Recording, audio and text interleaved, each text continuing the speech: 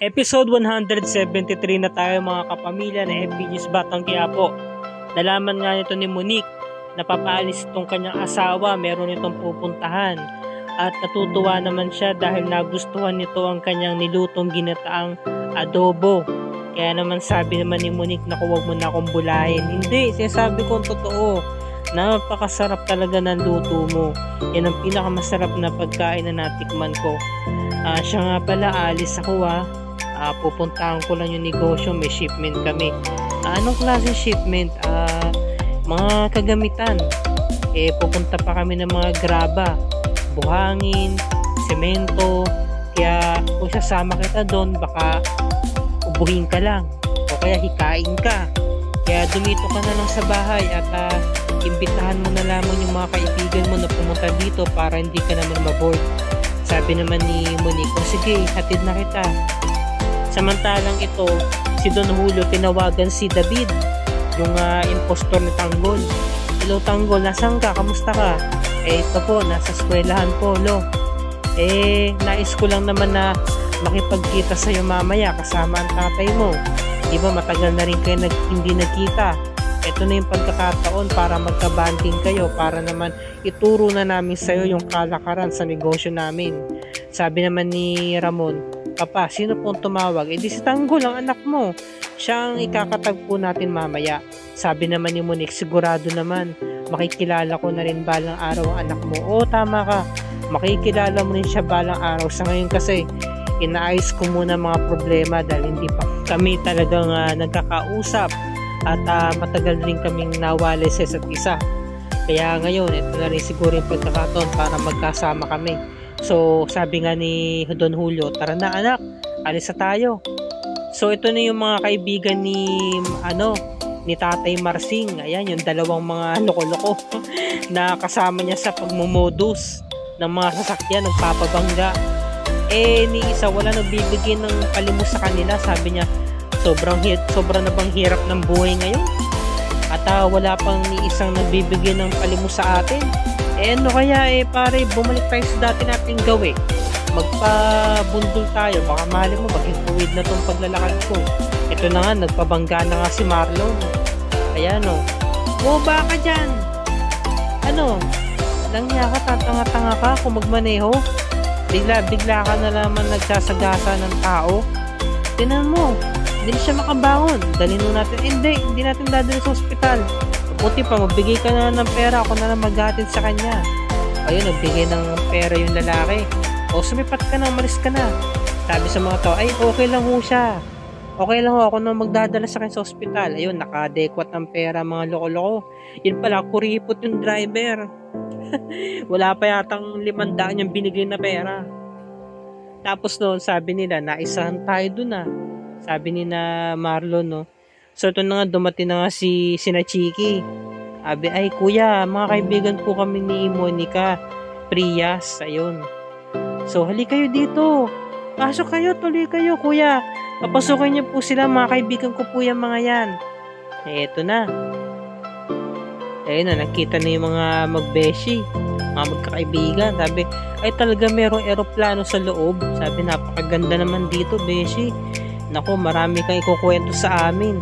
Ibang-iba na ang datingan mo. Blooming na blooming ka ngayon kamusta ba ang buhay na may asawa? Kamusta ang honeymoon nyo? Magkwento ka naman, sabi ni Monique.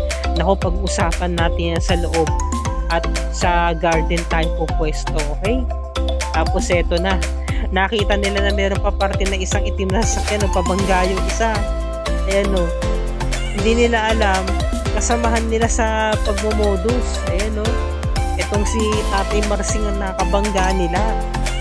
Sabi ni Mang Marsing, nako, luma ng tugtugin yan. Hindi napapasa sa akin yan. Naposesan nila. Sabi ng dalawang loko-loko, Mang Marsing, mali. Nakinig ka na mali. Don Marsing. Ayan. Tapos sabi ng dalawa, Don Marsing, kamusta na kayo? Biglang labas si Nita, Uy, Aling Nita. Sabi ni Don Marsing, mali na naman kayong dalawa. Doña Nita. Doña Nita. Mga loko-loko Kamusta na kayo? Okay lang ho kami, Tay Marsing. Naku, ibang iba na datingan nyo ah. Kung mayaman na kayo, kung asensado na kayo ah. Pinasakay sila sa sasakyan. Mang Marsing, sana naman maambunan kami ng swerte. Susunod nga, magpapabangga na kami para naman makadekot kami ng mayaman. Naku, mo nang gawin yan. Sabi naman ni Mang Marsing, no, hayaan nyo, isasama ko kayo sa pag-angat ng buhay. Talaga, Mang Marsing ha. Sinabi mo yan, isasama ko kayo sa negosyo ko. Finance ang papasukin ko. Finance Marsing ang datingan, di ba? Sabi naman ni isa, naku Tay Marsing, buti na lang dumayo kayo dito, dami na nangyari. Nabalitaan nyo na ba nangyari kay Roda? Ano ba nangyari kay Roda? Mahirap na ho. Wala na po yung bahay, nasunugan. Wala na patatlo na sunugan yun. Kung sapasapan po, pati mga pera, kasama rin pong naabog. Kita mo nga naman nangyari kay Roda, no? Dati nilalait-lait niya ang buhay natin. Ngayon, tayo ito nasa taas, siya naman ito nasa baba. Tapos ito na, nag-usap-usap yung mga magkakaibigan. Kumusta ka naman, Monique? Kumusta naman yung buhay ng may asawa? Magkwento ka naman tungkol sa asawa mo, sabi ni Monique, no? Ayun, napakabuti sa akin ni Ramon, ni Albert. Sobra siyang gentleman. Siya na yung nagpo-provide ng mga pangangailangan ko. Sabi naman ng isa, kamusta naman si Tanggol? Di ba, mahal na mahal ka nun? Sabi naman ni Chiki, oo nga. Saka ibang-iba na yung ngiti mo ha. Talagang in love ka na siguro kay Ramon, no? Oo. Kinikilig ako syempre dahil sa mga pinapakita niya, pero ang puso natuturuan din naman kong magmahal Sa ngayon kasi wala pa ako sa stage na ganun. At yung tungkol naman kitang goal, alam niyo naman na nag-usap kami, nagkita kami noon. Sinabi ko sa kanya na kalimutan niya na ako bago ako ikasal kay Albert. Sinabi niya, samantalang ito ng sinanita sa si Marsing, binabaybay na yung iskinita. Ang dami mga tolit sa Marites. Talagang sabi ni Marsing, kamusta na kayo? Nako, Tay Marsing, wala pa rin yung pinagbago. Ganito pa rin po. Sana naman maambunan kami ng swerte nyo. Sabi naman ni Mama Marsing, hayaan nyo, panapanawalan talaga yan, sabi niya. Tapos sabi naman ni Marsing, pupuntahan namin yung bahay namin kaya kami naparito kakamustahin namin yung mga nandirito. Sabi yung lalaki, naku po, bakit anong nangyari? Kasi yung nakatira sa bahay nyo ngayon ay si Roda. Naku talaga yung Roda niya, walang niya yan. Bagagat yan ni Marsing. Samantala ito na si Tanggol, pinapasok na sa loob. Naku, kaharap niya si Chief Espinas, si Warden, saka si Maka Santos. Ano ho yun? Chief, sabi ni Chief Espinas, nakita ko kung paano ka makipaglaban. Matapang ka, kaya gustong gusto kita. Bibigyan kita ng isang misyon. Ano ho yun? Kinakailangan mong pumatay ng tao. Kinakailangan mong patayin si Congressman Sevilla. Sabi ni Tanggol, hindi ko magagawa yun dahil hindi ko po kayang pumatay ng tao na wala namang kasalanan sa akin. Sabi ni Chief Espinas, tatanggi ka o tatanggapin mo ang ipinagutos ko? Tanda mo, Tanggol, hawak ko ang buhay ng mga kaibigan mo. Sabi ni Maka Santos, Chief Espinas, papatayin ko na ho ba? Sabi niya, sabi ni Celso, alam mo, Tanggol, walang nakakatanggi ni isa kay Chief Espinas. Sabi naman ni Warden, sinasabi namin sa ito, Tanggol, kailangan mo tong gawin ng malinis ang iyong trabaho. Papatay ka lang naman at babalik ka rin dito. At kinakailangan hindi ka nila makilala o mamukhaan. Sabi ni Chief Espinas, kaya mo, Tanggol, pagpapartiin ka naman namin ng pera sa kikitain namin sa misyong ito. Tanggol, huwag ka na magmatigas. Dahil kung hindi, papatayin ko mga kaibigan mo. Sabi niya, mamili ka. Ang misyon o ang buhay mo, papatayin kita. Lumapit na nga si Maka Santos para patayin mga kaibigan. Hindi po, sir. Wag po, papayag na po ako. Sabi ni Maka Santos, papayag ka rin naman pala Dami o pang satsat. Sabi ni Tanggol, papayag na ho ako. papatay na po ako ng tao. Wawa naman si Tanggol, di ba?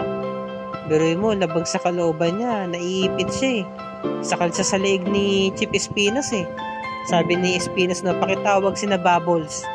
Siyang makakasama mo. Pinapasok na sina Bubbles. Ano po yun, Chief? Bubbles, ikaw makakasama ni Tanggol sa misyong ito.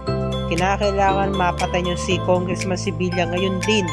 Ngayong araw na to. Ituro mo lahat ng mga ginagawa ninyo sa operasyong to kay Tanggol. Ikaw na ang bahala sa kanya. Sabi naman ni Chief Espinas, no, o ito ang barel, kunin mo. Lumapit si Tanggol. Wag na wag mo akong bibiguin. Sabi niya, no, kawa naman. So grabe ang bigat sa kalooban ni Tanggol nito, no. Wala siyang magawa kundi sumunod. At dito na po nagtatapos ang review and recap para sa gabing ito, mga kapamilya. Ito yung mga dapat nating pakaabangan sa mga susunod na magaganap sa FPG's Batang Quiapo. Nagkita na nga yung mag-ama, no? Nagkaroon ng banding, nag-firing squad sila. At ngayon pinapahawak siya ng baril. At ayaw naman itong gawin ni David. Kaya napatanong tuloy yung ama niya na si Ramon. Sabi niya, anak ba talaga kita? Kasi may kakaiba eh, di ba? Marami silang pagkakaiba. Hindi gaya ni Tanggol, di ba? Tanggol kasi matapang eh. Magaling humawak ng baril, magaling makipaglaban. At magaganap na nga yung unang misyon ni Tanggol kasama si Bubbles, no? Kasi pinakita dito nung dumating ang mga pulis, biglang umalis si Tanggol, iniwan niya sa ere si Bubbles. Dito natin malalaman kung magtatagumpay ba siya sa una niya misyon o hindi. At saka natagalan sila sa misyong to kasi ang daming bodyguards di ba? Nahirapan silang patayin si Congressman Sibilya. Pero pinakita rin dito may tama na siya sa may sa may bandang dibdib, itaas na dibdib. So yun, dito na po nagtatapos ang review and recap para sa araw na to. Kung bago ka pa lamang sa aking channel kapamilya, please like and share this video on your social media platforms. I-hit mo na rin ang subscribe button with notification bell icon para lagi ka updated sa mga episodes ng Batang Quiapo and other ABS-CBN shows tulad nito. Maraming salamat sa inyong panonood, mga kapamilya. Happy weekends and happy viewing po sa lahat.